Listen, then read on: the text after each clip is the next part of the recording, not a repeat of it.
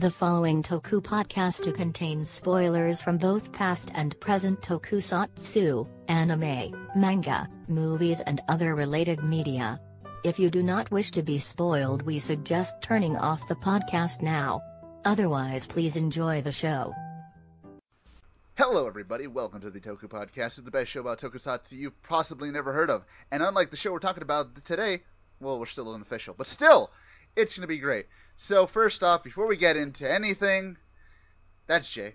My favorite episode of Sentai is the one where Guy dies.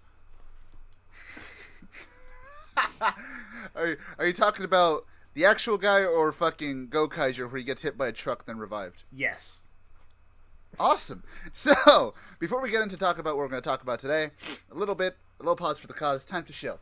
So, as always, if you'd like to send us some money, the PayPal link is down below for a shout-out. $1 or more gets you a shout-out. $5 or more gets you a shout-out and a plug. $10 gets you the satisfaction to give you us $10. And, of course, if you don't want to do that, you got Audible trial. Sign up for the Audible trial. Do the thing. 30-day trial. Cancel whenever you want. And you get to keep whatever book you want. There's Godzilla books on there. I just realized this. So, yeah. If you want Godzilla books, they're there. I don't know how good they are, but have fun. Probably not. And if you don't... Yeah, and if you don't want to do any of that, you can always give us a 5-star rating on iTunes, and that'll also get you a fucking shout-out. But make sure to give us a review as well, because, we like hearing you guys. We like hearing the shit you say about us. So, with that being said, let's get into talking about what we're talking about today, which is the official, in my heart, 37th Super Sentai team, Akibaranger. Yeah. So, before we actually get into it, Jay, you probably know more than I do. What the fuck was, the catalyst to make this a thing? Honestly, I don't know. I think it was just, it was just, during it was still during the filming of, Go Busters. I think it still hadn't quite ended yet. Which is kind of weird because they never mention anything past Goanger in the show, but they're still aware that they're the 37th Sentai. I don't really get it either. Maybe Akagi just hates the new Sentai. I don't know. That's reasonable enough. I mean, fucking after Shin Kenji had Goseiger. That's I was about to say. I don't fucking remember what comes after Shin Kenji. Nobody remembers Goseiger. Yeah, that says a lot. And then there's Gokaiger, which is the biggest anniversary series we've had. Yeah, and then Go Busters, of course, which is still airing. So, either way, I think it was just more well, the anniversary is over now. Let's just make fun of ourselves. I'm not entirely sure. There was a production blog, but I couldn't find it again, or any, It's one of those weird things that, Toei just kind of does because they're Toei. There's no real reason for that. It's like how we were talking about last week where fucking they got G for the Zeo movie. We don't know why they did it. They could have simply not, but they did. And it's it's just one of those things Toei does that we don't really get. Yeah. They're weird at Toei. They certainly are. But yeah, so if you didn't read the title, they are not technically a Sentai, it's a spin-off. That's why they're called the unofficial Sentai series. And funny enough, from what I remember, this was aired at a way later time block than usual Sentai, which gave leeway to a lot of shit that would not fly both in Japanese television and American television, for that matter. Oh yeah, no, which is incredible. This was definitely aired at a later time slot. Definitely not meant for kids or really anybody but the mid-20s basement dwelling otaku who actually watch these shows like us. Maybe that's why they only mention it to Goanger, because they're nobody, the fucking new guys, the newer fans don't watch Goanger. I would assume it's that, or they didn't want something that's too new where kids would accidentally find it, they'd see clips of it or something there. But they hear it they put it up on YouTube or something. Yeah, they see clips of it on, they've got, there's this Sentai show, and they've got the one I liked that was from last year. Let me go check it out. And then they see all this vulgar, horribly overly sexual and, just crude and violent stuff. It's oh, no. Though, saying that, it's more crude and vulgar than actually violent because because there's not bloody. I'll say it's that. Not violent. Like a bloody show. No, it's definitely like crude and like I don't know what necessarily say like gross out. It's kind of like that very mid '90s crude humor that was really popular at the time, and it's still sort of popular there, and especially in Japan too. It's definitely not meant for kids, and they make that they make that evident in the next episode previews because every single one, it's like, hey, if you're a good boy and girl, don't watch this show. That's like the show's catchphrase basically. It's like good kids don't watch this show. I mean, they have the main villainess of most of the show played by a porn actress. So let's be honest the main villain of the show is a porn star who is in a very, very revealing outfit. Which, to be fair, is not the first time they've done this in Sentai. I mean, fuck, Goanger did it. I think Ginga Man did. I don't... Sentai has had a long history of women in very skimpy outfits, possibly played by adult actresses for adult films. Possibly. The only one I can think of is Goanger, obviously. But it's not like the first time they've done this.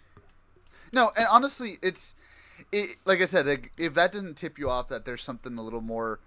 Again, this is very much aimed at people like us who are a bit older, who have watched most of these older shows, who've enjoyed those older shows, and make fun of all the tropes. And well, actually, let's get into it. So as usual, we're going to go through all the characters first. So let's go with our first character, Akagi, who is Red. Nobuo Akagi, Akibari.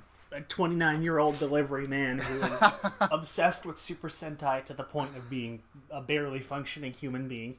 Like most of us. I feel so bad for him to be obsessed with Sentai. I mean, after Go Busters, man, I mean, you think he just, like, gave up? I mean, considering he lives in a universe that really only, like, there's Sentai, and then that awful Moe crap anime, and that's it. And also that weird not Gavan show that's not, like... It's weird, because Kamen Rider doesn't exist, like, Pretty Cure doesn't exist, all these other, like, shows and stuff that we think of don't exist, except for Sentai and, they're not Pretty Cure, I just said they don't exist. And Gavan, like, they show him a couple times, not in show, but they show him. And it's not even technically Gavan, is because if you look at the titles there, they always spell his name differently, it's like a totally different romanization, and the design is different there. They make a point of that. That's one of the things I did see from the old production blogs. They made a point to note that it's like, this might look like the Space Sheriffs. These aren't actually the Space Sheriffs. And it's not something you can really notice, but if you look closely, you can kind of tell, kind of thing. Oh, well, then again, that's like most of the things in this show. But yeah, let's start off with Akagi. I love this guy. He's fucking stupid, but I love him. Akagi he's like is my favorite. Literally me. He's literally me. He's basically every hardcore Tokusatsu fan ever. This loser is you, basically. Except he's turned up to 11 to the point where like he's mentioning, oh, that's the building from this specific episode of Geki Ranger, and I'm like, bro, yeah, he's one of those fans that are he knows everything, even like the really obtuse shit that nobody ever talks about, like, oh, they use this specific prop here. It's like, oh, these are the props they use for this specific thing, and they're called this, except that's not actually what they should be called, but whatever, that's not the point. And then he knows, like, the names of, like, all the filming locations by heart. You know, that's not super big. I mean, I know he's the type of guy at sci-fi conventions who can tell you the cast member name of that one TIE fighter in episode 4 way in the back that you don't even see his face, but you know it. He knows his name. Exactly. He's that type of guy. He's literally me. He knows all this obscure shit that nobody else would ever need to know or want to know. It's amazing. It's amazing because at first it kind of comes off like, all right, you're just kind of pathetic, but then like it's funny because the show kind of subverts your expectation in that way where you think, all right, it's just going to make fun of him completely, but then it starts becoming relevant and it starts becoming something that actually helps in the show. And I'm like, well, that's kind of incredible. Yeah, that's the thing is that very early on throughout most of the first half of this first season here, the show is very heavy with the this loser is you kind of idea. It was like, this is the stereotypical otaku character, you know. Obviously, he's way more in shape and more attractive than most otaku are, but that's neither here nor there. I mean, granted, he's still part of the same talent agency as like all the other like really pretty Sentai Reds. I think it's like D-Boys or whatever. But... Yes, it is. Yeah, so obviously he's not like the typical otaku because he still looks like. Well, that's another thing too, is that despite the fact that there's a large focus on the otaku subculture, it's an Akihabara. A lot of like the otaku types you see in the show are still like obviously actors. Like you can tell these are people who like they're not like conventionally like ugly. They're still relatively attractive people. They're still relatively. They're not what you would expect of like. They're not stereotyped. The Akiba kind of clientele, I guess. Yeah, exactly. And again, like it doesn't go out of its way to basically, because it's weird. And we can get into it with Red because he's basically the one that targets they target the most. That this show has a weird thing of both hating otaku but at the same time loving them, and it's so weird, but it works because like it becomes so schizophrenic at a point where it's just like it that in and of itself becomes a joke that they hate them so much, but they're so helpful in their way. Yeah. And so that's another weird thing too there with some of the references is there's a lot of like the in jokes, there's a lot of like, oh, there's this specific like trope, there's this specific plot flag, plot archetype, and etc. But it's all like there's never really any like directly negative things said. Like there's a lot of like they call attention to like the negative aspects or like a lot of like the unfavorable parts, but they never like directly insult the show. They never like directly make fun of it, because like even like the biggest otaku will still make fun of like bad things of a series or like crack jokes at the expense of it, but the show doesn't really have any of that. And I want to say that's because that's it might be a parody, it might be them making fun of it, but it's still made by the guys who are doing it. So I feel like there's that little bit of like leeway there, like I guess the best way to tastefully done to compare it is compare this to another Sentai parody, After 5, where After 5 will like satirize and they'll really dig into like the usual tropes and the company practices and stuff like that, and they'll really have that real world like leaning on their satire there, whereas Akibaranger doesn't really. And I suppose that makes sense considering the reveal at the end of the show, but it's still really noticeable with a lot of like the jokes they make. Yeah, and like I said, like with especially with Akagi, again, he like just speaking about his own character, he's I guess you would say the typical Red with a bit of a twist on it. Like of course he has the otaku twist on it, but a lot of the times you feel like he just wants to be Akiba Red because that's just a Sentai thing. He doesn't really want to be a hero. And that's fine because again, in a show like this, none of them really feel like they technically want to be heroic. And that does play into the whole fact that, most of the time they're fighting in their own delusions. They spell that out at the beginning of the show. They're only fighting in their delusions. They're not really fighting until like towards the end. Which is kind of cool. I don't know why, but I kind of like that. Even then, like he does kind of become a real Sentai Red towards the end. Yeah. Again, like they change a lot very subtly. Yeah, it's weird where they kind of like call attention to a lot of like the retools that start happening. Like that's kind of the main focus of the show, is that like all these like retools and like the usual Sentai plot twists start happening. It's like, wait a second, we're not actually a Sentai show. What the hell's going on here?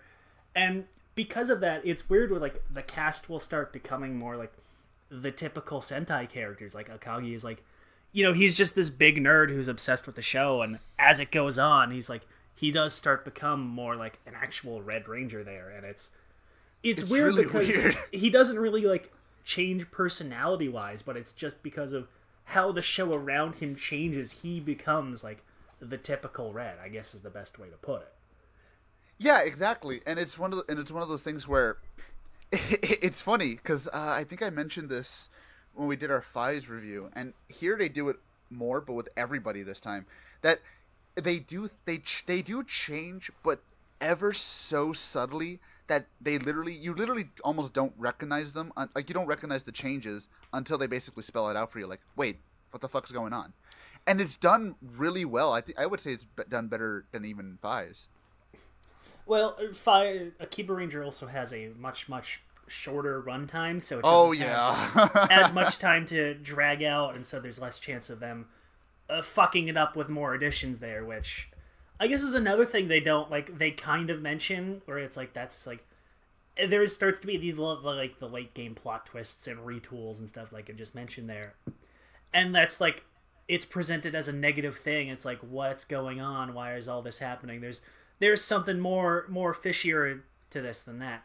And it really does help Akagi's character, because even though he doesn't change necessarily, the circumstances of the show changes, and he does really start to feel that, like, typical Red. I kept trying to say the wrong word.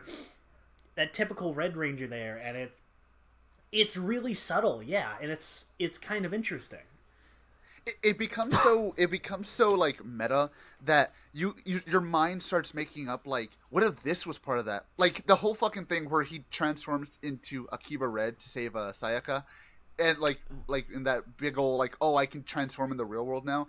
Your brain starts thinking, was that just part of it too? Was that part of, like, this retooling? Like, your brain starts working itself to think, like, holy shit, how far does that go? How, like, deep does this run? And that's another thing too, is that, like, the whole nature of them is obviously that their battles aren't necessarily real. They're all delusional, and they're in their head.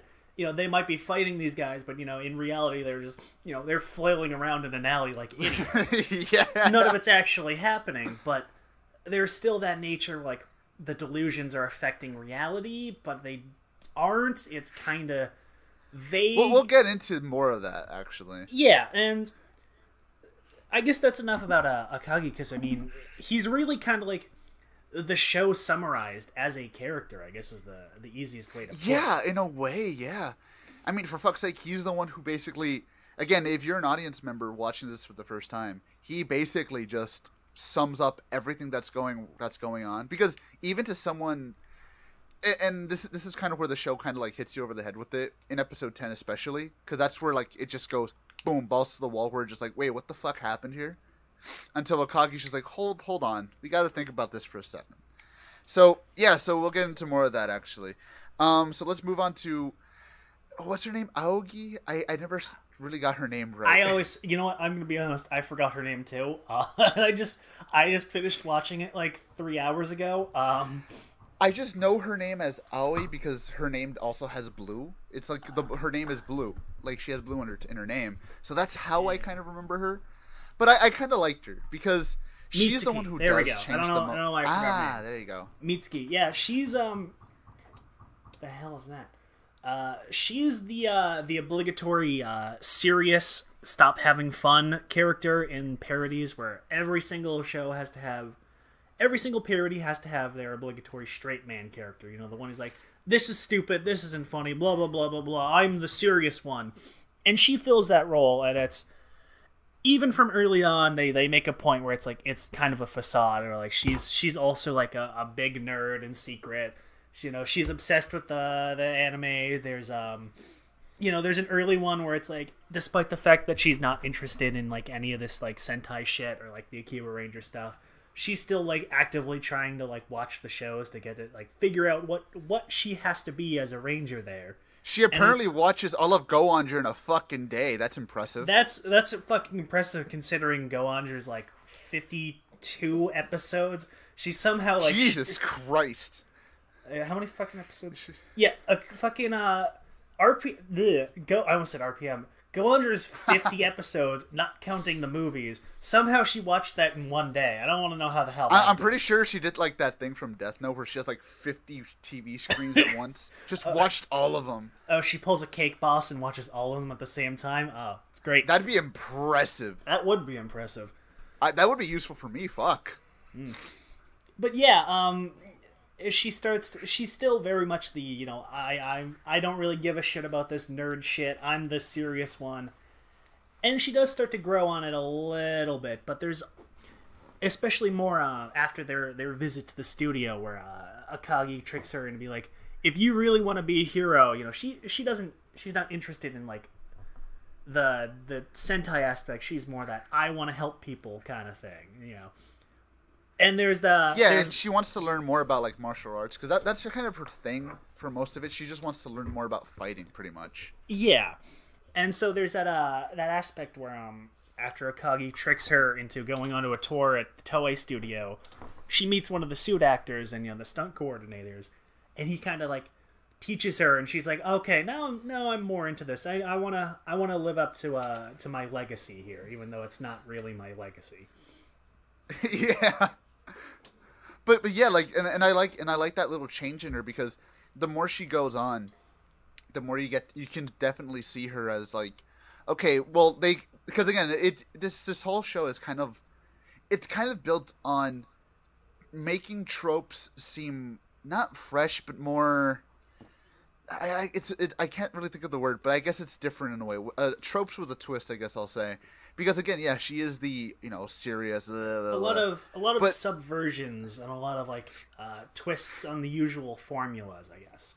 Yeah, exactly. And like by the end of it, they're usually completely different. Like with Mitsuki, she goes from just blue to fucking doing this entire fucking routine every time she transforms, and she's just really into it now. Like by the end of the show, she's like really into like, oh shit, our show's gonna fucking end. Fuck no, I don't want that to end. When at the beginning she probably wouldn't have given a shit, and I like that because again it's the same thing I said with Akagi. It's this subtle change that really it just hits you as soon as you start really realizing it, and with her the most because she's the one who does change the most of all three. Yes, she really is the one that changes the most, and it doesn't help that much. She tends to be kind of like in the background sometimes with most plots, but she is ultimately the one that does grow the most as a character, where she goes from like the unnecessarily overly serious type to one of the fans, basically. Pretty much. It's kind of weird when you think about that, but hey, who knows, maybe that's Toei warning us to not bring in normal people who just watch a couple anime, because then they'll ruin it, man. They'll ruin it. Absolutely. They'll start watching Sentai, and what'll happen next, man? It'll be ruined. But I guess now we get to move on to Yellow, who is Yumeria, or whatever the fuck her real name is. There we go, Yumeria. There it is. Cosplay name. She is a weirdo Fujoshi cosplayer who is just a horrible human being, and she's also one of the best characters of the show. She's hilarious. I mean, I just summarized her right there. She's a Fujoshi cosplayer. That's basically everything you need to know. Who's apparently the second oldest of all of them, which is insane. Yeah. I really don't know what else to say. I mean, she's just kind of like, she's the weird one. If that can be a thing in a comedy show. She's got her cosplay. Well, I mean, the first time you see her, she's cosplaying as a fucking She's cat in like girl. a fucking cat girl maid costume, and she's like saying "meow" all the time. And it's like, oh god, here we go. She doesn't even lose that. Like she'll lose that in other cosplays, but like for the most part, she doesn't technically lose that. Even at the end, she doesn't lose that. Even when she's like in a different costume, she'll still have like a weird like. She's got the quirky speech type, like, oh, she's dressed as an alien, she's doing, like, weird alien noises. Or, like, she's dressed as a rabbit, so she's making, like, rabbit noises. It's like, okay, alright. Like, every time she's in a new costume, she'll be, like, in a totally different character. Like, there's one where she's dressed as Melee from Geki Rangers, so she's acting exactly like her there.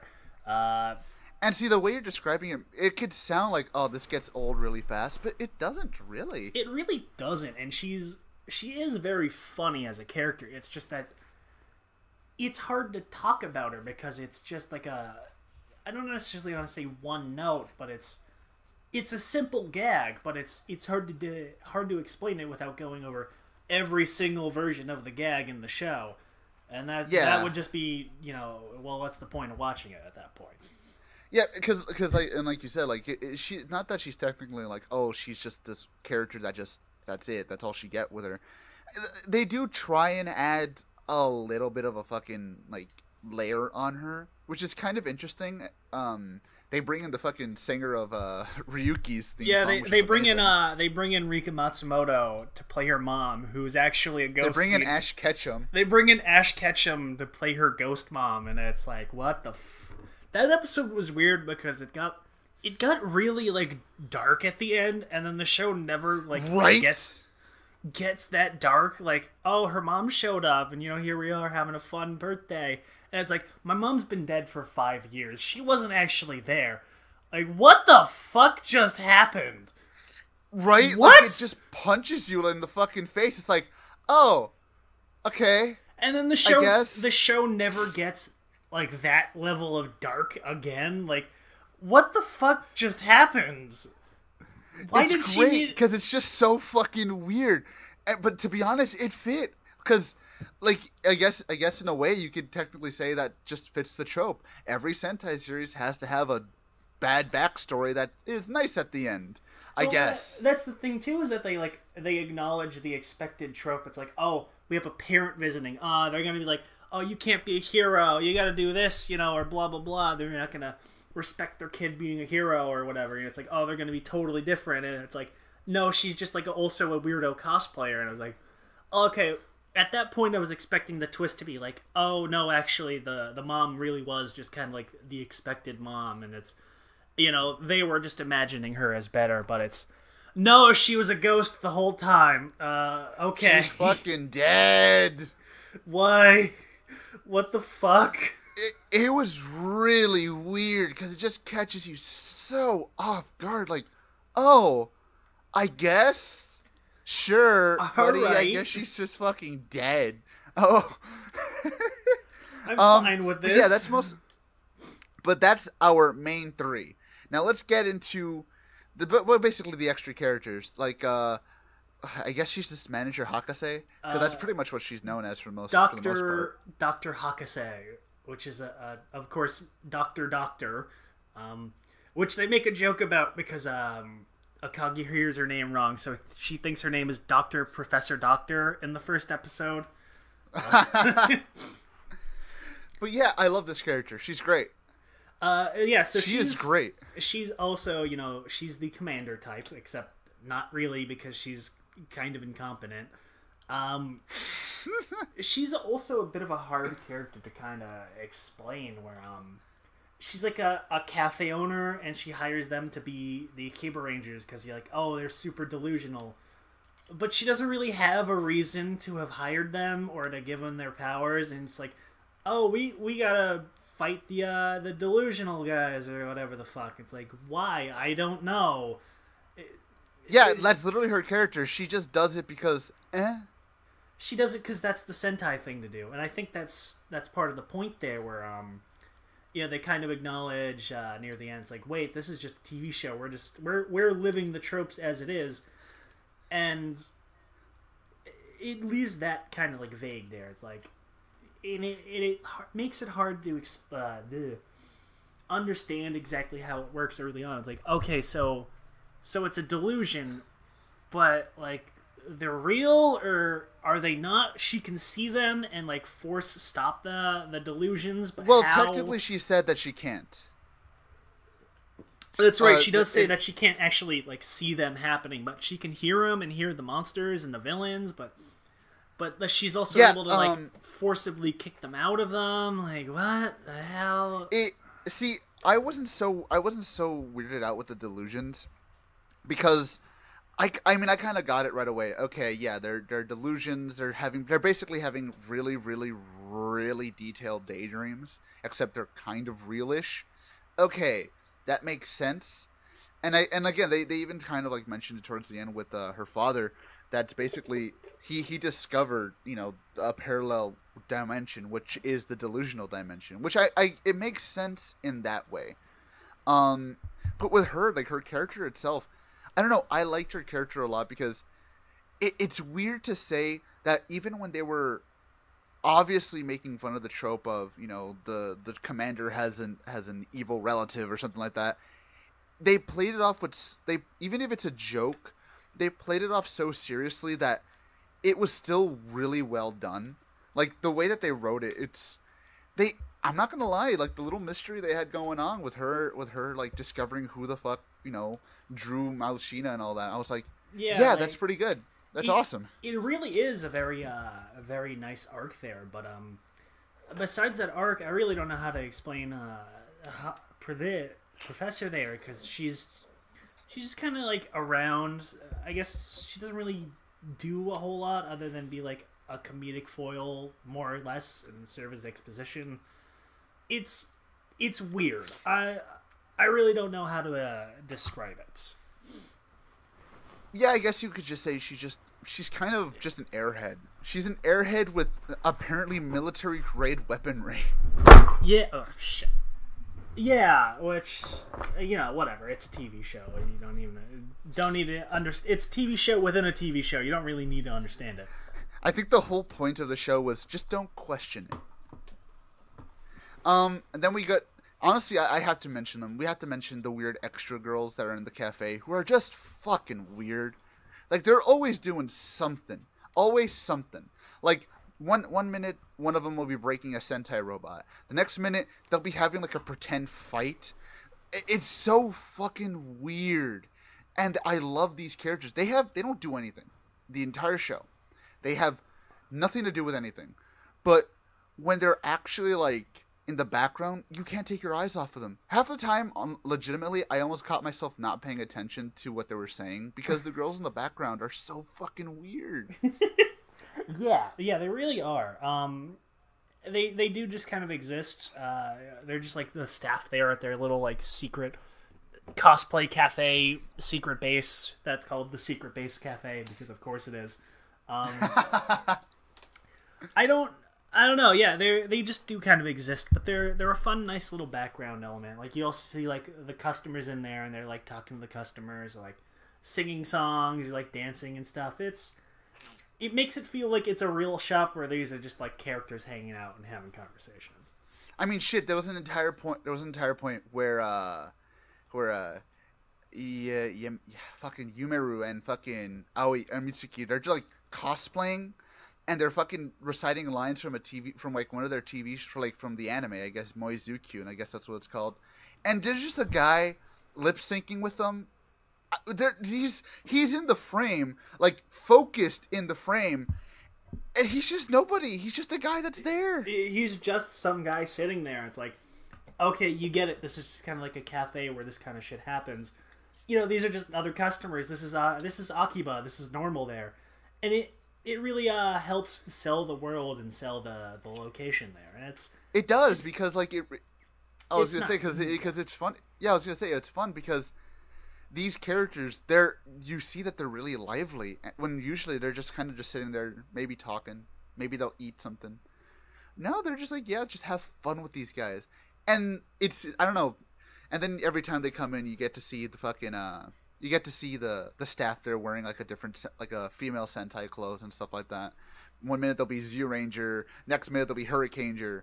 It's great. I love that idea because I kind of wish they did this in Sentai more because I mean obviously I don't know how you would do that for 49 fucking episodes, but that's probably a problem for them, not me. But I would love if they would do that more where they would make the world, even if it's just again a small little cafe, feel a little bit more alive. Because again, some of these characters, they don't do anything. They're not there to move the plot. Yeah, plot there is. That's the thing I'm trying to think of is that like, even in shows where like the heroes will have like the secret base that's just like a real place in the real world, they're always like totally empty except for the heroes. Like Akibaranger had like the curry house there that they always hung out at, but nobody was ever in there unless it was like required for the plot or like a specific joke in a scene. Or even when they'd go to a restaurant and like there'd either be nobody there or the people in there would be completely irrelevant and the scene completely doesn't matter. That's the thing is that like even when like their secret base is just like out in the open, it's always like barren and empty. Yet here you'll have like people there, like you'll have the people working there, and it makes it feel like this is just a real place they're hanging out at. They'll be singing, they'll be talking, they'll be eating. And again, it's not like I'm saying, like, I want more shows to have, like, really distracting background details. That's not what I'm saying at all. It's just, I just want more like this where it really feels honestly, it just feels like a real place, like you said. Like, it just feels like, yeah, I could probably walk in there and see this shit happening, like nothing. And it's great. It really is. So now I guess we'll move on to our villains. The first one, Malshina, aka, holy shit, that outfit. Like, my god. She's got like a weird like semi-SS officer shtick going on. Like she's got the cross, and she's got like the hat, and it's like the black leather on black leather, and it's, I don't know what the hell they were thinking other than we have a porn star with big titties. Let's just make something that's really like revealing, and I'm fine with that. You know, it works. It's fine. It did. Honestly, it's hilarious because like the first time you see her, the camera's just right up there, right in those fucking titties, and it's like, well, we know what we're coming for, so fuck it. You know what you're watching for. We're not gonna pretend otherwise, kids. Like they have multiple points where they're just like they're either down her tits or right in between her crotch, and it's like, yeah, you know, they're not hiding it, guys. Fuck it. I mean, hell, they're in like their second episode, you see her ass. She's completely naked, and you see her ass. I mean, this is true. Bam, like right there, you get what they're going for. You get what kind of audience they're looking for. You know what they're expecting. You know what you're expecting. Good boys and girls shouldn't watch this show. Good boys and girls, please don't watch. This is why we're watching it. We're way past that. We're past the point of no return here. Yes. But yeah, I love Malashina. She's the very typical, haha, I am evil woman. I mean, ooh. She works for a group that's literally called the Blatantly Evil Guerrilla Marketing Firm. And their scheme early on is like, we want to destroy Akibahara because it's a gross, disgusting otaku paradise, and otaku are gross and disgusting, and we want it to be more I don't necessarily want to say like socially acceptable, presentable. Well, presentable, I guess, is a good way to put it. It's just like not this disgusting creepo otaku place, basically. Really makes you think. And they don't really have any like reason why other than we don't like otaku. And I guess that's fair because like as the show goes on, like that kind of aspect does kind of get forgotten, and especially more in the shuffle where like the meta stuff starts getting heavy. Like Malshina doesn't actually exist until she does. You know, it's all delusional. So the monsters are all delusional too. They all got hilariously unnecessarily long names. Like there's the one in the first episode whose name is so long that she doesn't even fucking remember his name. She actually just tries to like just shorten it to like the last 4 letters or something. Yeah, and then fucking of course Akagi remembers it instantly. You know, like a good fan. I wish I would have that fucking type of memory, man. That'd be amazing. Oh yeah. But yeah, like her like the entire, again, like you said, the entire plan of the blatantly evil marketing corporation is again just to remove all, and I can kind of understand that because again, this show, it has a weird way of it's so weird when you think about the theme of the show, because the theme of the show is basically they don't really hate otaku, because by the end of the show, otaku are what fucking save the world in a way. Pretty much. So yeah, so it's kind of like saying like fuck it, just embrace it. Like, you know, like with Mitsuki.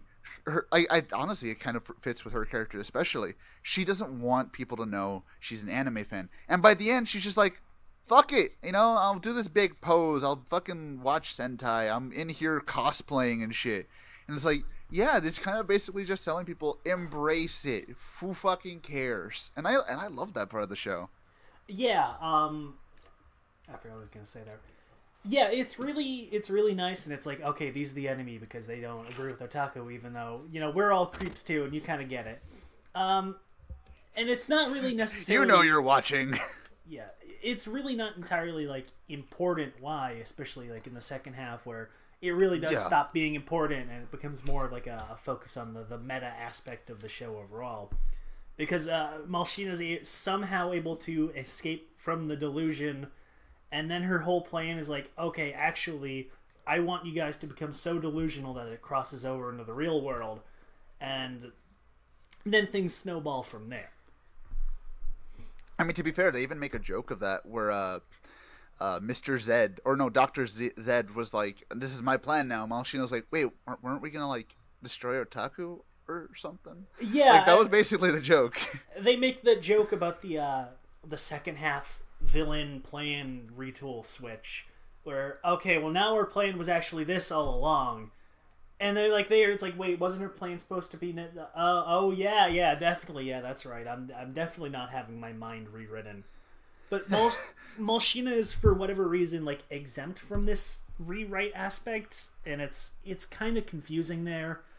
But it doesn't really matter necessarily. So yeah, a lot of things that can kind of confuse people in normal Sentai shows, they really kind of don't matter, because in a way you can kind of excuse a lot of those things by just saying this is just something that they're trying to rewrite, you know what I mean? And she's just like not rewritten yet, which I can see it that way.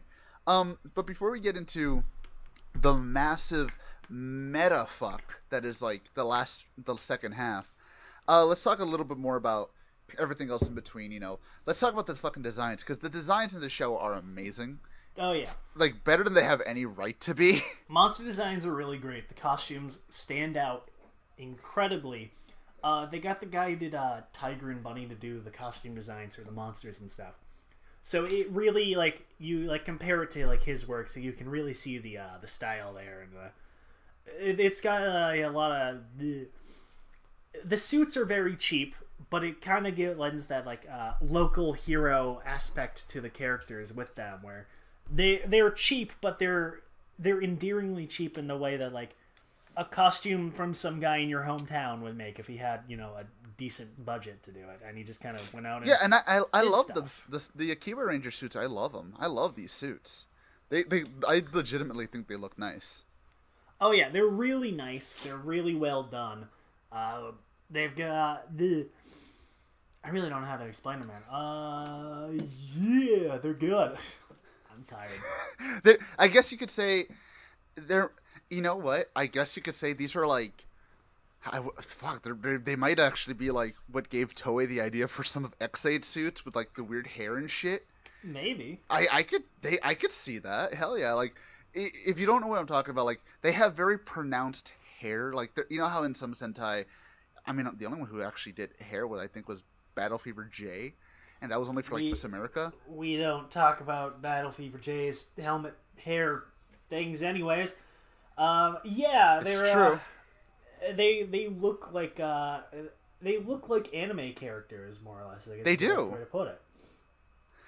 It's like you said, they look like they look like local hero fucking suits, and I can definitely see that, because again, you can see the very detailed hair. You can see they have skirts, and the women's skirts, if you flip them up, they have like bears on their asses, which is hilarious.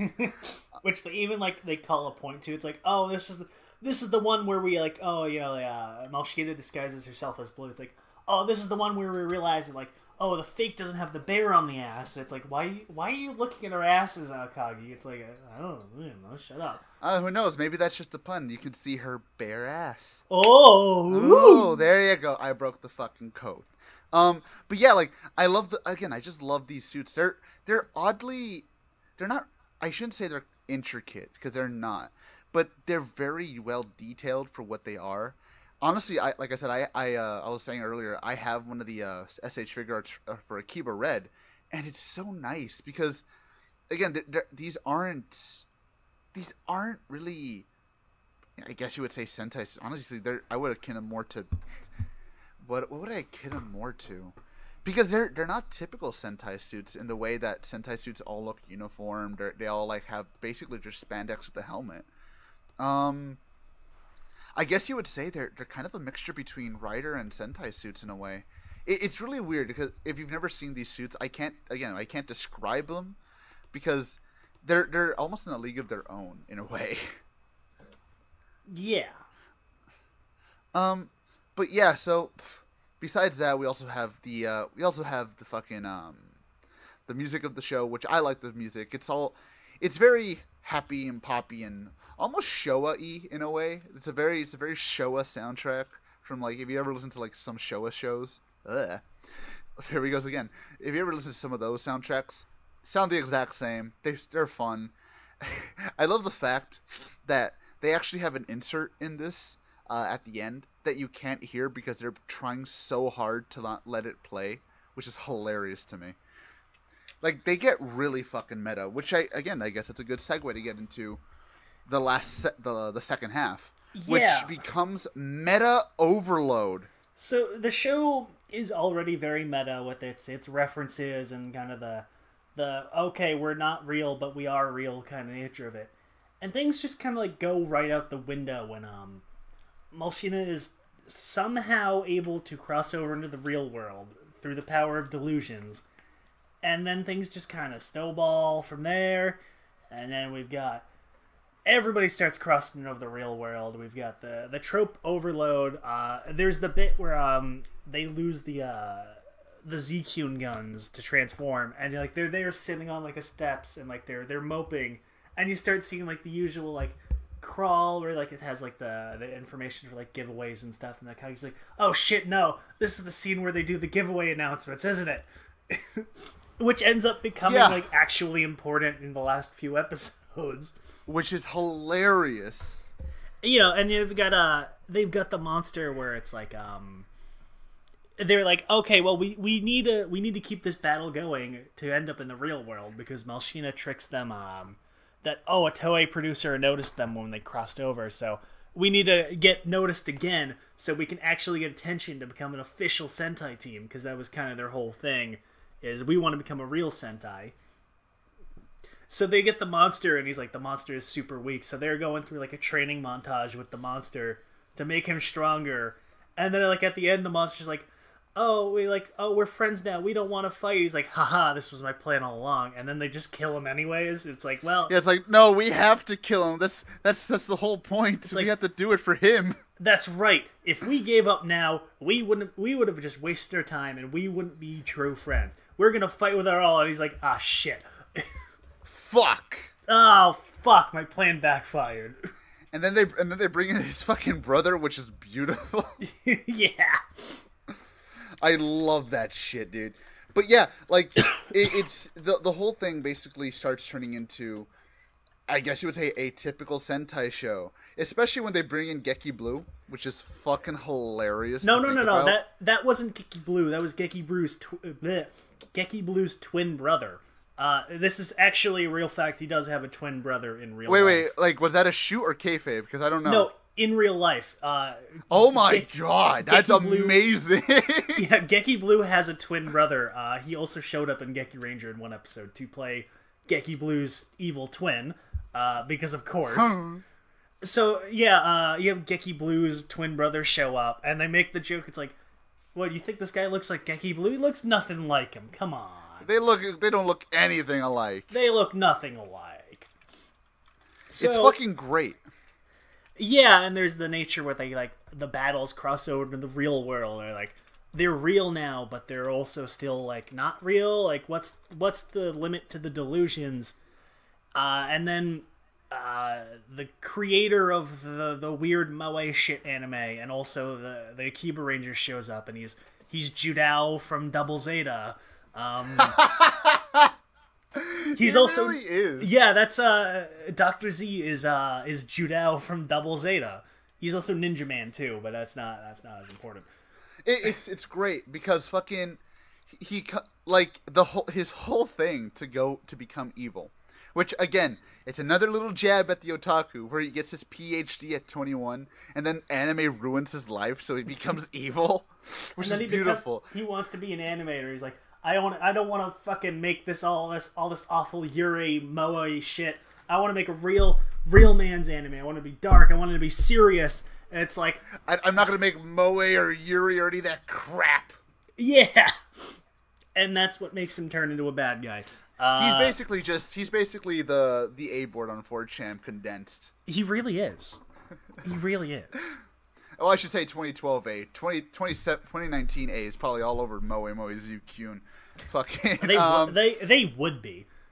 They would. Oh my god. But yeah, fucking. the entire show basically starts doing this weird 180 where now they're revealing, oh, the main villain is Dr. Hakase's dad, and all, like, again, it starts turning into a Sentai. Dr. Hakase was the voice actor for the Z-Kyun girl for some reason. Because she's a voice actress in real life, so whatever. But yeah, so then they start doing, which is the funniest fucking thing, where they replace Akagi with fucking Geki Blue's twin, which is hilarious. Who's Hakase's long lost younger brother that we never mentioned before this point. Don't worry about it. Yeah, and so he works for Interpol. Yeah, he works for Interpol, which doesn't make sense because Interpol doesn't have agents or people that work for it. But whatever. Because that's not how Interpol works, kids. Don't worry about it. Don't worry about it. And then the Pentagon calls, and Akagi gets hired to be for a fucking employee at the Pentagon for some reason. And he gets ridden out, but he doesn't get ridden out.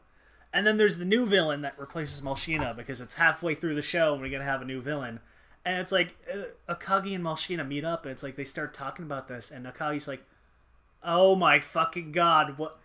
No, he's like, he tries to throw away the letter that going to get him brought to the Pentagon. It's like, it just conveniently, like, gets thrown back to him by some cops. He's like, oh my god. Oh my god, are we in a TV shit? No, my god, we're actually in a Sentai. Which is fucking hilarious, because, like, because again, it hits you so hard in that episode, because you start seeing it everywhere. Like, they get official Sentai jackets. Yellow doesn't cosplay anymore.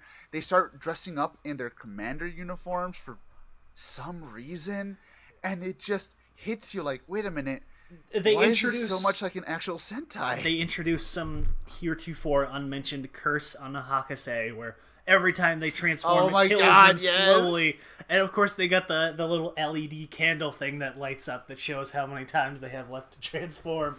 And it plays, thanks, you Ranger. Yeah, it plays the Dragon Dagger flute thing too. So just so you get the point hammered hilarious. And it's like you get all these like expected retools and stuff. Like Malshina gets betrayed and fired.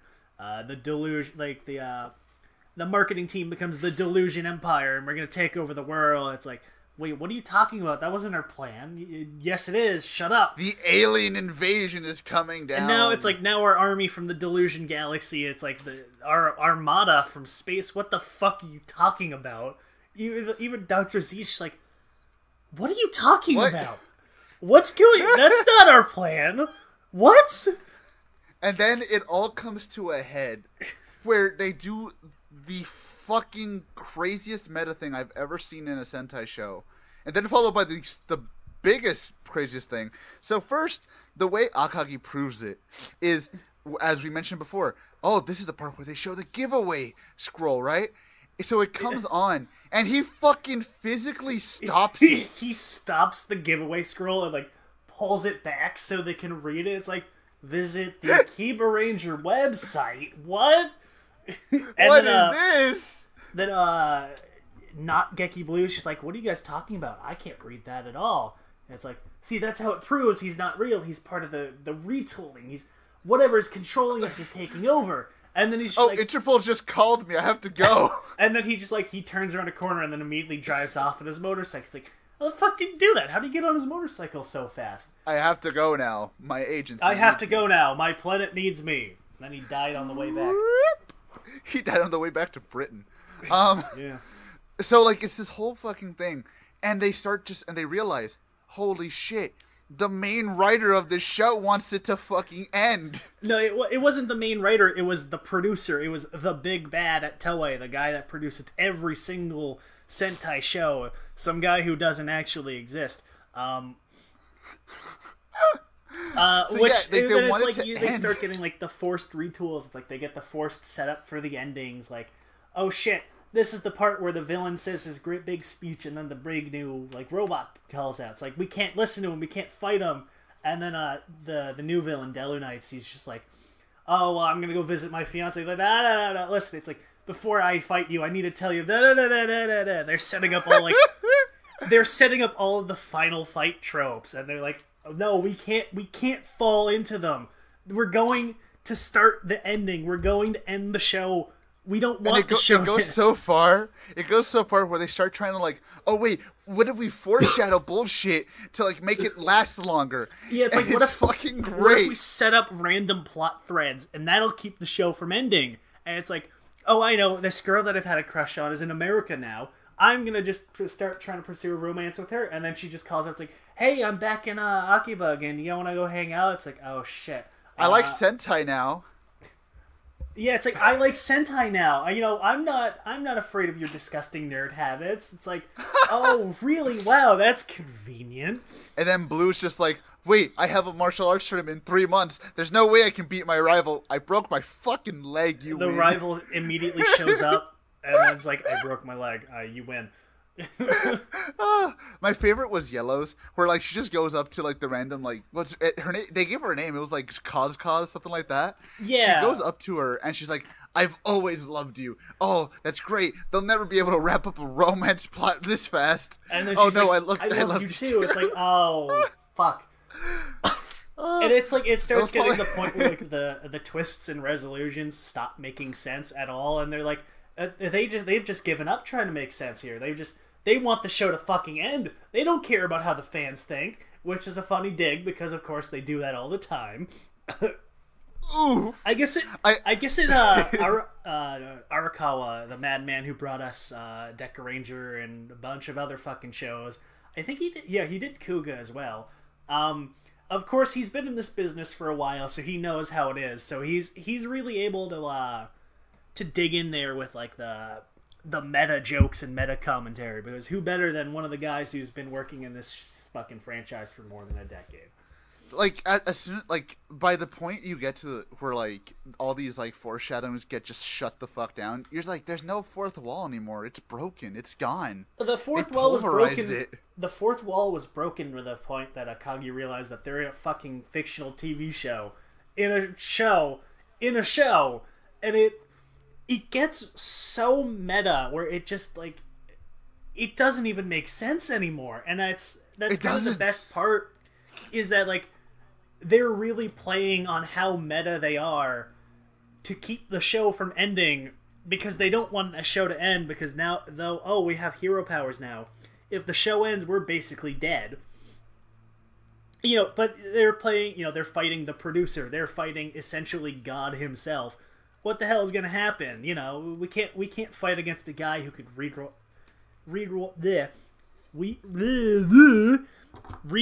reality at a whim. I don't know why it took me so long to fucking pronounce that.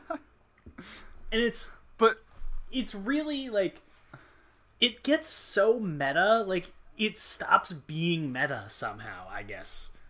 In a way, because at the end where like they're fighting Delu Knight's giant fucking robot, they are trying their hard. They destroy their own mecha to try and not fight him. The mecha they didn't even have up until that point. They had the robot, but it wasn't he's beaten by the fact that Akiba Yellow throws a can, and that can is so powerful it throws its own boomerang back at Delu Knight and kills him. Like, because Akagi makes the joke, it's like, oh no, this is the final fight where the villain makes one careless mistake and that takes them down instantly. We have to make sure that he doesn't make any mistakes, and so they're beating themselves essentially. And it's fucking great because it goes so far. Because again, she throws a can from the trash can, and it beats him. It beats him by deflecting his own attack. And it really plays on their characters too, because like, despite the fact that like they desperately don't want to do this anymore, they want the show to keep going. They don't want to like end the show. They keep being set up in these situations where they're forced to act, and it's like, do we betray our natures as people, or do we keep our show going? And it's funny trying to see them the ways to do both there, and that's kind of where a lot of the humor in the last few episodes comes, is them being like, well, okay, how do we stop the show from ending and also like not die? Like, there's the part where it's like, we can't end the fight now. We're just gonna keep dragging this out for like 6 months. I don't know. It's fun. And it goes so far because like even at the end where Malshina, she's still alive by the way. She's like, "Ha! I will fight you at this extremely inconclusive battle for the next 6 months," while the end credit is bulging out of the ground. Yeah, the fucking the end sign literally shows up, and they're like, "Quick! If we destroy it, the show won't end." And so it's just Malshina, the Akibarangers, and the Mooks just shooting the end sign. They're fighting the ending, which is hilarious. And like, then again, there's another and then it reaches another level of meta in the last episode, which is the obligatory recap episode, where it's like it's them rewatching the show and like making commentary on it. And by the end of it's like they have a DVD of the show. It's like, if you guys want a second season, watch this and figure out what you did wrong. And then by the end of it, it's like, wait a second. We weren't supposed to watch it to figure out what's wrong. We're watching it so we pointed out what was wrong to the producer. Oh shit! Because it gets so goddamn meta. It keeps the meta level going because like they start making jokes about like, oh, all the retools are Akagi's fault. Like him getting replaced is because he's such an awful person as a character. And he's like, Akagi's like, wait a second, that doesn't make any sense because the producer would have created me intentionally like that. And he wrote it all like this. And he wrote this setup for the retool. But the retool, like, oh my god.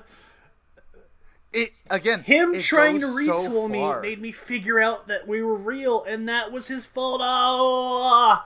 And it goes so far where you start like almost thinking, how far does it go? Because again, it goes to the point where even little things at the beginning of the show start making it seem like, was that part of the plan? Was that part of its weird meta retools? Where does it go? How far ahead did they plan this twist? I would hope from the beginning, because it's only like 13 episodes there, but like, was this just like a natural thing where like, oh, we noticed this one little bit and we're gonna play up to that, or was it all intended from the start? And it's really crazy like that. It shows, honest to God, it shows that the people at Toei can make a fucking like crazy twist-filled plot at any time, because they did it. They fucking did it. And it's because again, it keeps going and going and going to the point where you start questioning, is this part of the retool? Wait a minute, was fighting the end part of the retool? What, did they get retooled just to get retooled again? Like, where does it end? Was them realizing they got retooled part of the retool? What? Where does this rabbit hole of meta begin and end? It's beautiful. I want to give props not only to Arakawa but the rest of the writing team, where if you guys had like a less experienced writer, like hell, even if you had a different writer, you really could not have pulled off this same story without exactly the same cast of writers that they used. You want to know what's funny, Jay? What? We just had a show that tried this. Oh. Called Zio. Holy shit! I didn't even think about that. Yeah, Zio. Oh my god! Zio did do the like meta commentary on like the nature of the show and like the nature of retools as a whole, almost. But it was written by an idiot. It was written by an idiot. And I guess, oh my, holy shit! I didn't even think about that. Yeah, like that's crazy. Oh my god! Oh my god! Wow. I would have never thought about that. Wow, that's insane. Now that I think about it, oh my god. That is insane. Oh, yeah. Holy shit. That's beautiful. Zio is just a ripoff of Akibaranger, but longer. Oh my god. Who would have guessed that we actually did get a season 3? It was just as a worse show that had nothing to do with it. They made it bad on purpose. It goes deeper. Oh my god. That's fucking amazing. And oh my god. I guess that's just like the testament to Akibaranger's like legacy and quality of a show, where we can make connections to these shows due to very similar natures, and they have nothing to do with each other really, other than like a couple of vague elements. It's true, but see, that's the thing. Because of the meta nature, like you said, because of its own nature, you can't really discredit anything because you don't know. We don't know because it's so fucking meta. For all we know, they probably did try and recreate the same thing, only they tried to do it seriously and longer with Zia. We don't know this, but it's, woo, wow. I feel like I just like hit like transcendence or something, man. Holy fuck. This is deep fucking state right here, man. I feel like I'm Alex Jones right now. And I guess that I want to bring the mood down. I guess that's like why I'm always so disappointed that they don't do anything with Akibaranger anymore. They got a second season, and afterwards they've just kind of been forgotten about. There's been a couple of nods here and there. There was a net movie or two where they made jokes about Akibaranger. And then that fucking Madman Arakawa in the Gavan Dekaranger movie has the characters directly reference Akibaranger. And there's a bit in the movie where Dekared, who shows up in the show as his own actor, he's talking to somebody. It's like, I want you to remember, like, to give props to my team. And then she's like, you mean the Akibarangers? He's like, yeah. And then he says the Akibaranger catchphrase. He's like, wait, no, stupid. That's not what I'm talking about. And it's... because he's a madman. Because he's a madman, and he somehow made them canon by having Dekared reference the Akibarangers. Which... But other than that, they've just kind of been forgotten about, which is... I mean, the closest thing that they've done, besides the spin-off and that, or besides the sequel and that, was they did get their own Ranger keys. I know that. They got Ranger keys. They did get merch. They had the figure arts. They had the ZQ and blaster. They had the mech toy, which was, to quote Akagi from episode 1, so deliciously expensively cheap, which was $500. Yes, this is true. God, I'm afraid to wonder how much that's fucking worth nowadays. Probably more than like your entire house. Probably. But like it's. Oh, sorry. Go on. Oh, just overall, it's like Akibaranger is a concept they really could try again nowadays. Now, like, the state of Sentai has become where like the fan base has dwindled, and like there's, I know we have talked about like the people who doom post like, oh, Sentai's gonna die. This is gonna be the last season for 4 seasons in a row. I mean, fucking Re-Soldier isn't gonna be the end. They just announced a new show. Yeah, because like you said, like how many times have we said the same song and dance? Oh, the ratings got even worse. The toy sales are even worse. We've been fucking saying Sentai's gonna die again since Tokyuger at this fucking point, which is hilarious when you think about it. And that was like 5-6 years ago now. Yes, it was. That was like right before the second season of Akibaranger was they aired during Kyoryuger there. And it's weird where with like this constant like downtrend of like Sentai and like the dwindling fan base and stuff, you'd think that would be like, hey, maybe we should try this again and like have it be like a meta commentary on like, oh, Sentai is dying, so we're gonna bring back the Akibarangers there. And you can have them have that like meta joke where like Akagi's kind of like, he's kind of got disillusioned of Sentai, where how it's like it's turned down, and like make jokes with that aspect.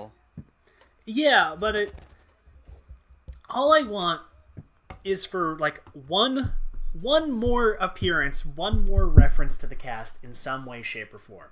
Like they did. See, it's funny because we don't even need to do Akiba Ranger. Honestly, I wouldn't even mind if they did something like this with Rider, or even fucking don't even keep it to Toei properties. Hell, imagine if they tried to do something like this with Ultraman. Like that'd be interesting. Well, I mean, Ultraman has had parodies before, but not in like this ultra like meta crazy obsessive like style. Yeah, exactly. That's what I'm saying. Like I would like if they did something like that with those. Could you imagine what Arakawa could say if he went on Rider? That would be fucking beautiful. Yeah, give him. I mean, fuck, he did Kuga. I mean, he can do a completely different, more insane meta like take on Kamen Rider too.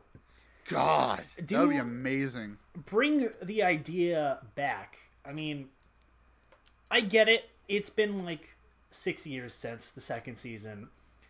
True. But like, other than like these tiny little references, it's weird how just it's been forgotten, considering how popular it was and like how much of a focus like it got from fans.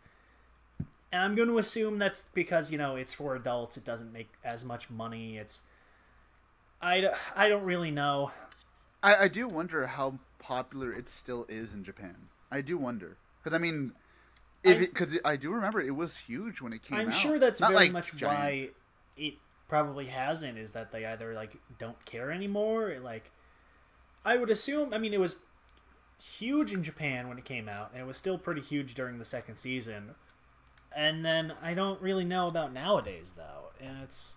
That'd be interesting. I would like to ask someone from Japan just how, I mean, if it's even close to as popular as it used to be. Because if it is, maybe it's just a testament that Toei doesn't really want to do anything with it. Because, I mean, they've done so many things in the past that could be really interesting. Like, remember how apparently that whole Girls in Trouble thing was going to be a thing? Yeah, there was the whole Space Squad series that they started, and then they did two movies. One was Gavan Deck Ranger, and the other was the Q Ranger movie. And then they did nothing else since.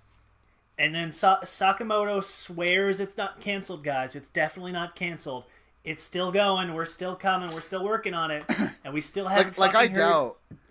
It's I was been gonna say, like, I doubt that anything from Amazon. It's been three fucking Sentais since that happened, and we still haven't heard anything else. So where the fuck is it, Sakamoto? Where is it, Arakawa? Fucking give me more. But like I said, like, I very much doubt. Like, I mean, like, hell, with Amazon's, sure, you could technically say, well, Amazon's is over, sure, but they said they wanted to do more of those. There was rumblings of that since season 2 of Amazon's, that they were going to do more of these. I mean, they keep bringing the Amazons back. I mean, they fucking showed up in the Zeo movie. They showed up in their fucking stage show for whatever reason. Exactly, which makes me think, like, are they going to just be completely forgotten in a few years too? Because this kind of goes back to something I was thinking about the other day, that Toei has so many of these weird ideas that they do that they just kind of forget about. You know, like we said, the whole thing with Space Sheriff and Girls in Trouble, the Amazons thing, Akiba Ranger. I mean, we could probably go back to even before the beginning of the Heisei era, where like they had Shin like that. And like the ZOJ like shared universe. Yeah, and... where apparently that was supposed to be another, like, a complete series of movies, not just those three. It's like, what happened there? It's so interesting to like try and, like, because I would love to pick apart, like, the people at Toei's brains, just to see, like, what's the mindset that makes them go, okay, we want to keep this going, or nah, let's not keep this going. Because, like you said, Akibaranger Ranger was huge. Like, of course, maybe not as huge nowadays, but it was huge. So it makes me think, why didn't they do anything more with that? I mean, hey, it took fucking Yoshihiko 6 years to get a third season. Maybe another one's right around the corner. I don't know. I mean, Too bad it's never going to get finished subbing. Well, true. I mean, I was going to say, I mean, hell, there's even a joke in season 1 where it's like, nobody cares about Akiba Ranger or Akibahara anymore. It's all about the Olympics now. And then fast forward to nowadays, and they're really, like, Japan as a government is really, like, trying to shoo out the otaku from Akiba because, you know, they've got the Olympics coming, and they don't want, like, the normie tourists to go there and see all this degenerate weeaboo shit. Could and you it's fucking imagine you that? could Oh my you god. could do a third season there and have that kind of meta aspect of like, okay, now the real world government and like all these people, like the companies are really like actually in real life trying to like do what the villains were trying to do in Akibaranger. And you could have the third season be like focus on that weird meta narrative. Like you could remake the first season but have them be aware that like it's a remake and it's like all this real world stuff. It's something. It's definitely shit. worth... If you want to go even more meta with it, fuck. Don't even have the actors be the characters. Just have them actually be those actors. Yeah, I mean, full you. Full on meta. Yeah, you could go full on meta and remake the show with like a new cast and have them become aware that they're just a remake of another show, and it's. I mean, like that right there. That's a season. Remake season 1, but change the aspect where instead of them discovering they're a TV show, they're a remake of another show there, and the actors are just real people, and it's make it even more fucking meta. Like, I don't know how you can do that. Fuck it. Like, the only way you can make it more meta is if you actually had it like in real life being like handy-cammed filmed, like a fucking found footage movie. That'd be beautiful. but that's what I'm saying. This idea here, Akibaranger itself, again, you gave it 2 great ideas. Be a remake of the show where they find out it's just a remake of another show, or shit, do the whole thing where it's a meta commentary on the state of Sentai, how downhill it just went. Because it's weird to think that between season 2 and now, Sentai has taken such a downward spiral that it probably gives the writer, if any would want to do it, the writer of 3 or season 3, or if it's Arakawa or someone else, they have ample ammunition to shoot with. They have complete ample ammunition. Of course, it would need to be somebody who's smart enough with the material to do it, but still. Yeah, that's really my problem, is that there isn't like a lack of ideas to do a third season about. There are plenty of ideas. I'm sure back when season 2 had ended, yeah, there really wasn't much more you could milk with the concept. But fast forward, 5 or 6 years, and there's been enough that's changed, and there's been enough that's happened, where now suddenly you've got all this new material to make jokes about. You've got all this more material to be like have meta commentary on and like crack jokes of and make fun of about Sentai. You can have the jokes about how there's been an over focus of toy shilling because of like Gokaiger and I almost said Kyoryuger, and you can have that have the show make fun of that there. And I'm sure somebody probably would object to that in the marketing department, because you can't have them making fun of the toy focus even though this isn't a show for kids. Well, see, it's funny because I was thinking, why not do a thing? And this is weird to me because especially now, why not do a thing where not even maybe the main villain, just an antagonist is somebody that isn't really, but is a stand-in for Kamen Rider, like in the sense that, oh wow, nobody's paying attention to Sentai anymore. No one's paying attention to the Akiba Rangers because they're paying attention to, this is just the stand-in name, to Akiba Rider over there because he's getting more popular. Yeah, fuck. I mean, people have said like make an Akiba Ranger Kamen Rider show. You could do that and then have it be like, oh, he's actually like an antagonist there, where he's a huge asshole. He's kind of like a huge asshole, and he's like a big anti-hero, but people still love him, and so the Akiba Rangers kind of lost the spotlight to him, and it's like, it's about them trying to regain the spotlight after they've been gone so long. Like, I mean, fuck. Yeah, exactly. Because like it could be a whole thing of like, nobody's into your Sentai childish, oh, happy-go-lucky. We want this to repeat what idiots on the internet who don't know anything about Sentai say. Sentai is for little kids. It's got a little kid focus. Yeah, it's exactly right. It's meant for small babbies, and Kamen Rider's for smart adults, and that's not at all the fucking sense at all.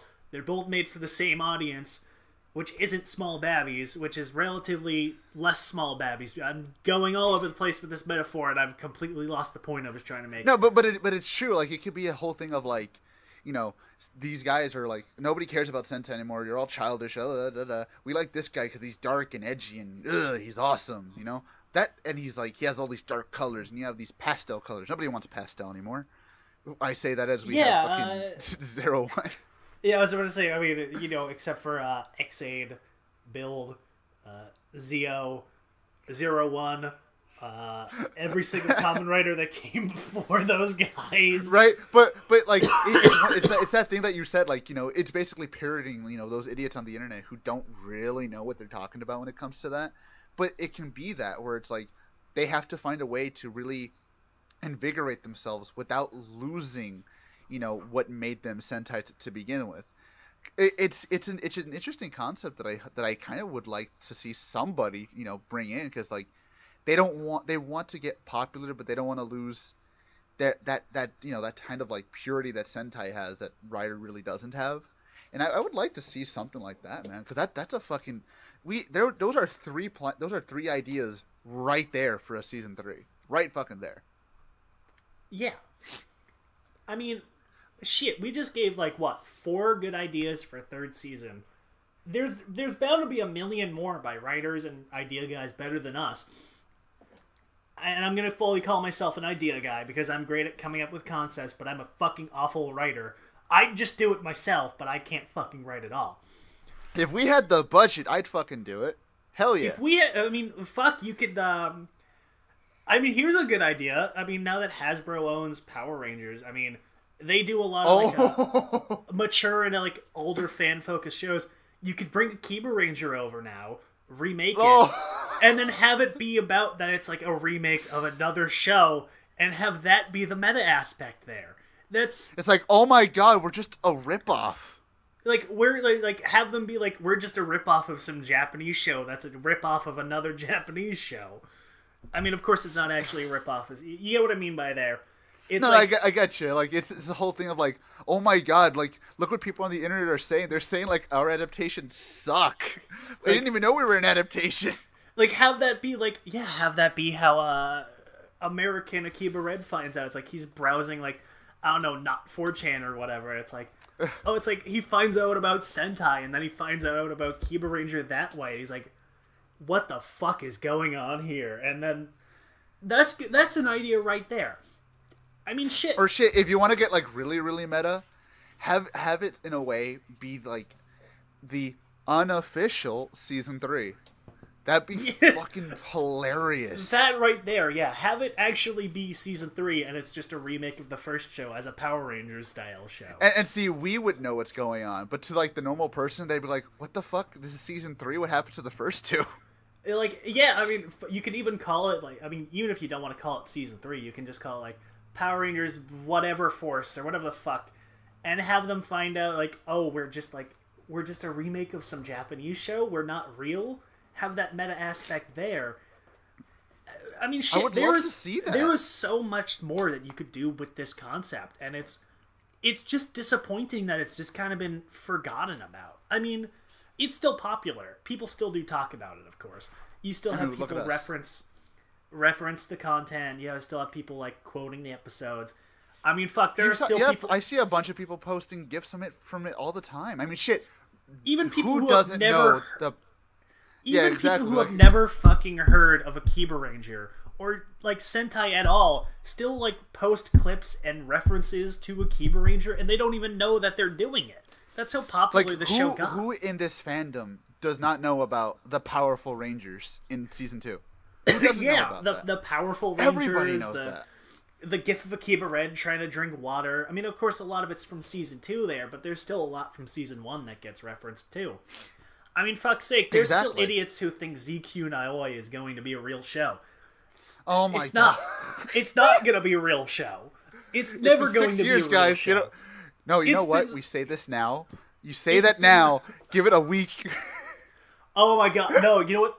You know what Toei is going to do? Is that they're going to pull a Hoshiro girl drop, and it's like they're going to announce it as a real show, and then it turns out it's just season 3.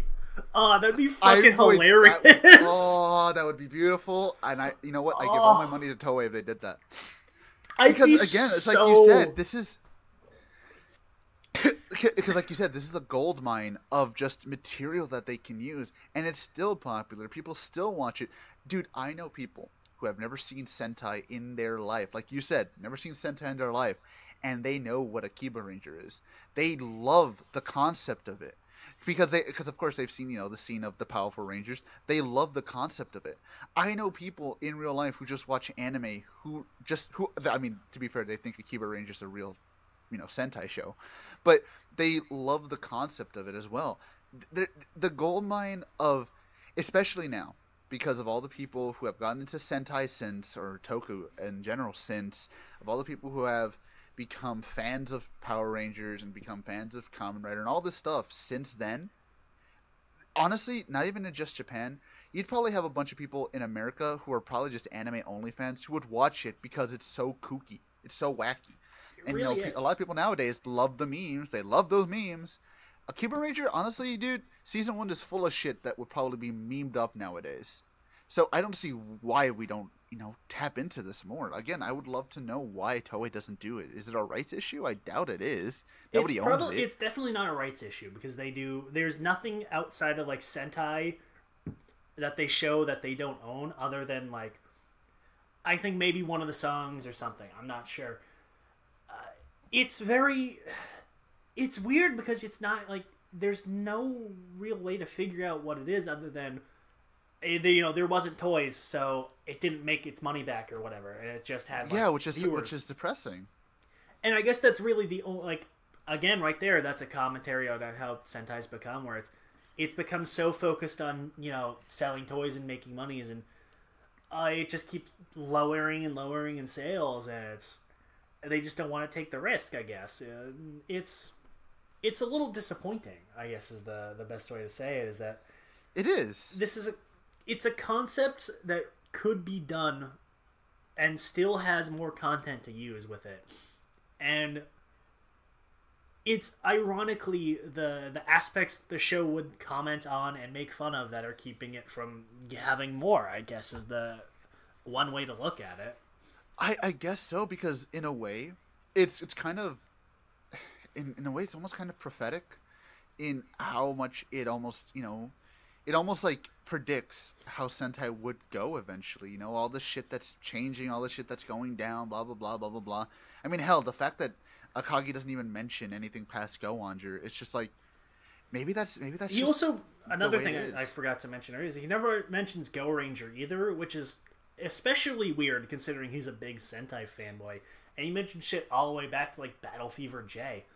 But that's more another story. That's not really necessarily important point, but there's all this like content that like can still be done, and there's these weird I really don't know how else to better put it, honestly. Well, it's like you said, that it's just the fact that they have this gold mine in this concept. It doesn't have to even be Akiba Ranger. It can be anything. You can put this to any Toku show. Ultraman, Sheriff Gavan, fucking Kamen Rider, any of them. And you could make it fit. Like I said, could you imagine what they would have if they did this meta concept with Gavan? The stories they would have with Ultraman or Kamen Rider? You would have, honestly, enough for at least 3 seasons with every single one of them. I mean, consider how a lot of the new Ultraman shows are very heavily reliant on the old Showa continuity, and it's all referencing old characters and bringing them back and like reimagining them. Fucking every single Ultraman since Ginga has had like their powers based on the old Ultras. You can do something about that. You could easily make this like meta commentary on the nature of the franchise into really anything, and it doesn't even necessarily have to be like a Toku show or like any kind of like long running series. Like, I mean, you could do it with fucking Pretty Cure. You could do it with Transformers. You could do it with fucking shit. X-Men. You could do this with wrestling. You could do this with pro wrestling. You could do it with fucking anything.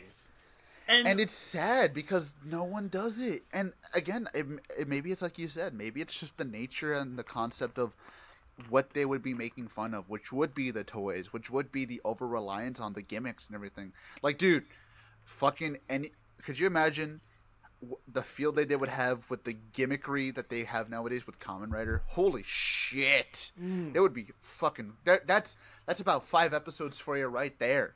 Because like that right there, I mean, that's Easy Jokes is like the over-reliance on like gimmicky toys to sell the characters and like the belts and stuff, and it's.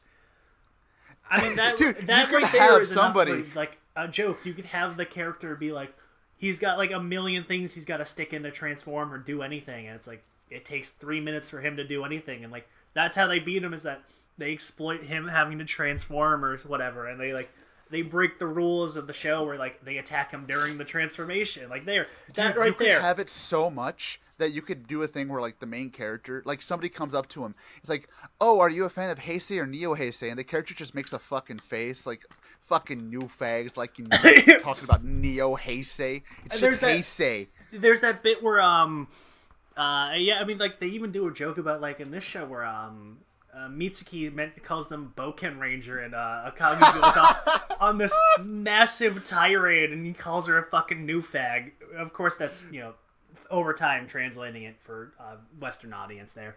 But he calls her the 2chan equivalent either way, so, you know, he's like, you have like the fan rage jokes, like that's easy right there. There's a million good jokes you could do with this concept in anything, and it's almost disappointing that you don't see it. And I guess it's just like there's not enough good writers to really like do the concept justice, I guess is the problem. I guess not, because like again, like you said, Arakawa, he's a very special writer who can do this type of meta humor and this type of meta writing that I mean, who do we have right now who could do that?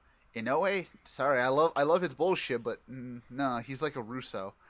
Shirakura, fuck, I mean, no. Other than Arakawa, like, there's not that many writers who have, like, at least big name writers who have been around long enough to understand, like, the meta nature of the show well enough to do it.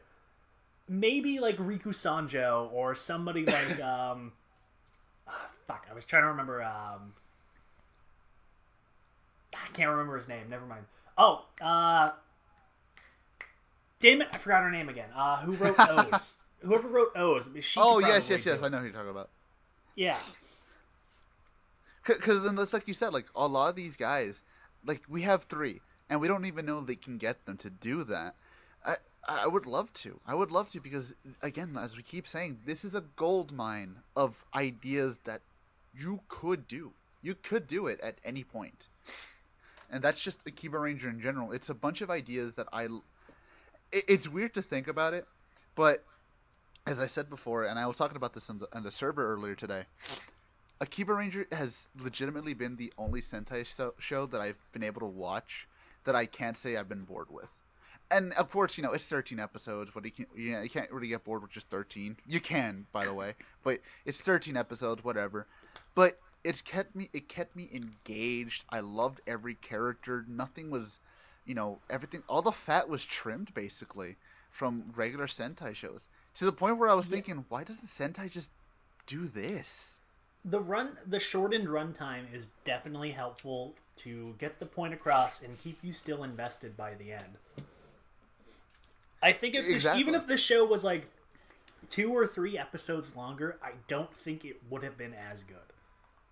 No, it wouldn't. I don't think so. Because, again, it's like you said, I believe that, again, and I know I'm going to get hate for this if I say it, but I don't care. Sentai shouldn't be 49 episodes anymore. In fact, there's points where I don't even think Rider should be 49 episodes. I think it's just become gratuitous in that sense.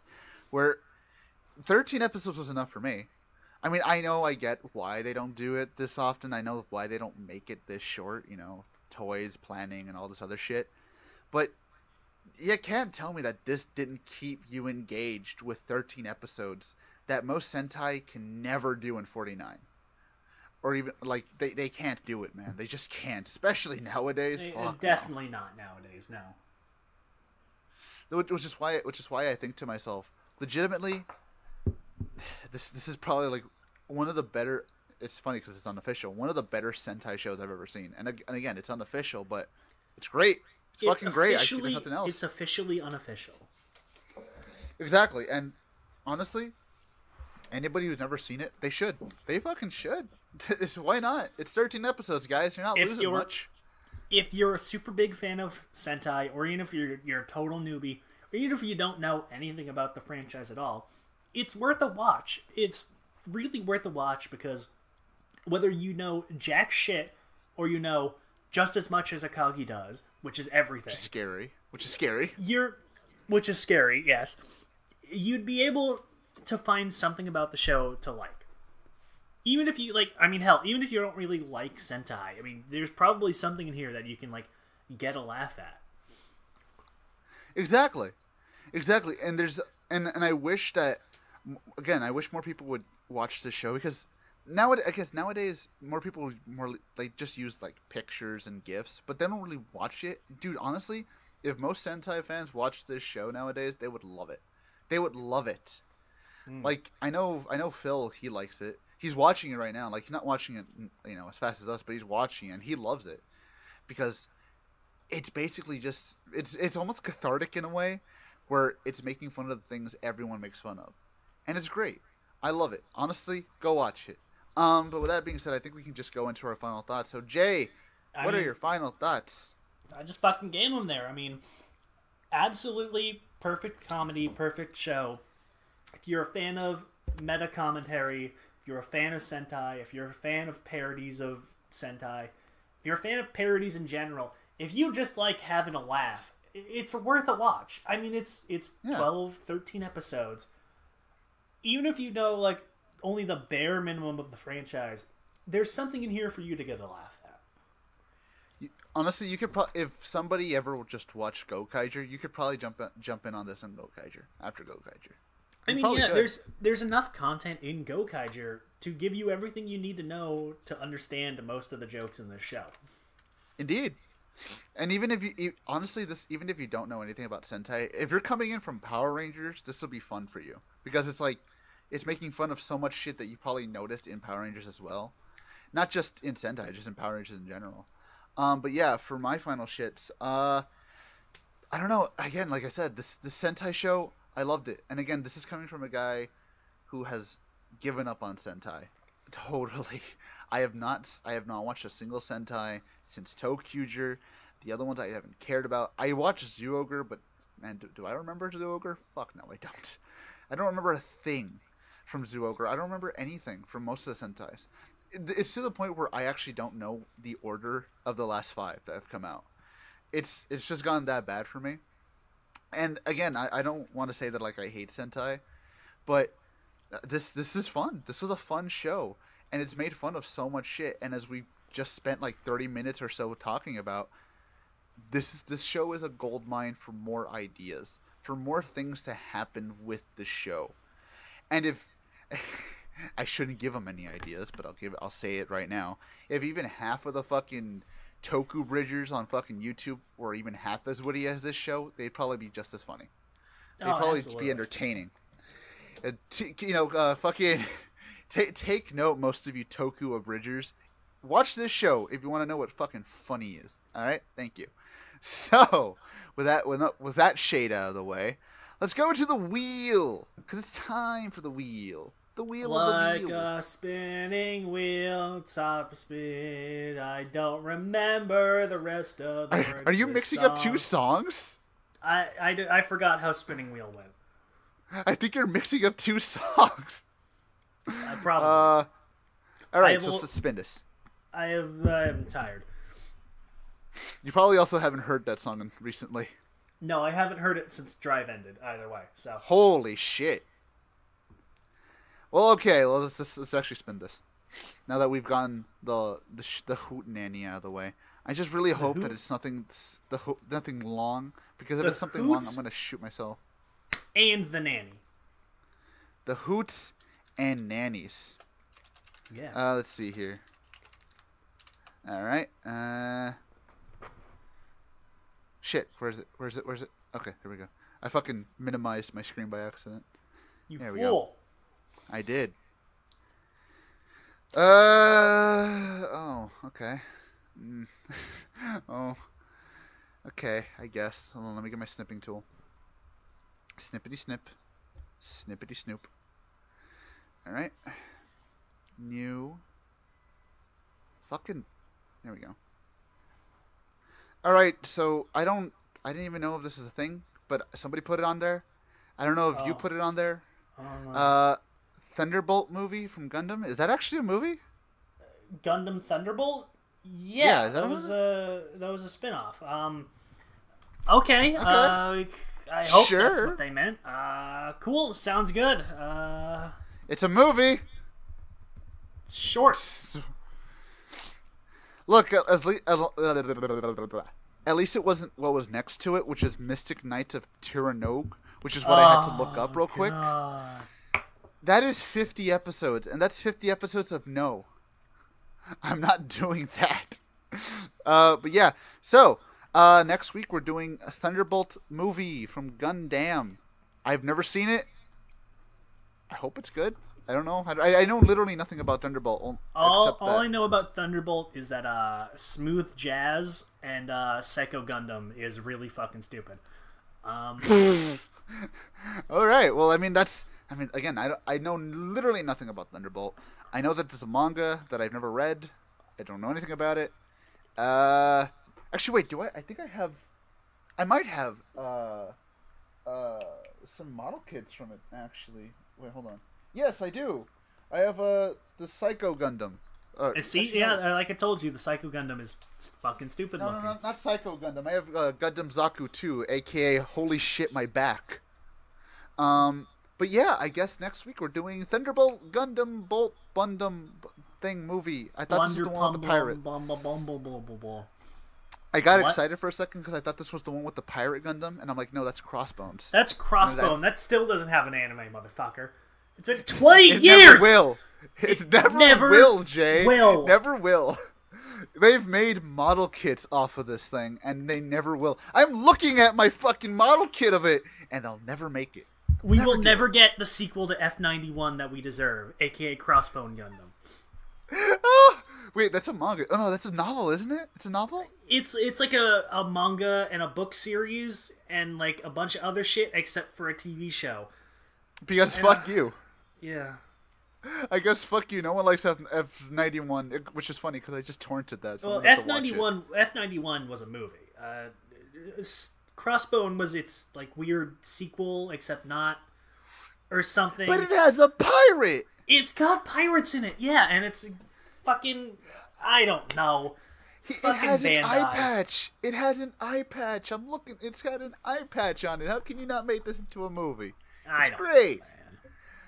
But with that being said, I think it's time to wrap it up for tonight. So, if you like what you've heard, come on and join us on the server. Links down below. I'll be making that announcement for the giveaway soon. Excuse me. And as always, I'm AJ. That's Jay. Bye. We'll see you next time. Bye-bye.